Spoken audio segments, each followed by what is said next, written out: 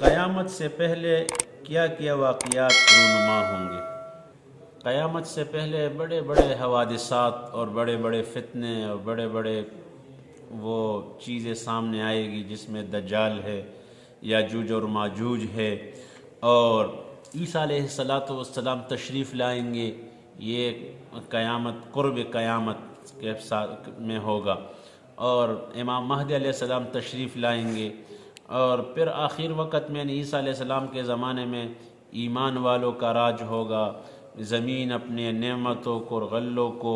ابار دے گا، یعنی بہت زیادہ ہو جائے گا۔ ایک بکری سارے خاندان والوں کو دودھ پلائے گا، ایک اونٹنی سارے خاندان والوں کو دودھ پلائے گا، گندم کے دانے بڑے بڑے ہو جائیں گے، اسی طرح اور بھی اللہ پاک اپنے نعمتوں کو زیادہ فرمائیں گے،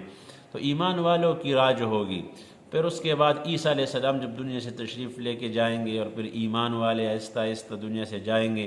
اور صرف کافر رہ جائیں گے، جن کو اللہ کا نام تک نہیں آتا ہوگا، اللہ کو پہچانتا نہیں ہوگا،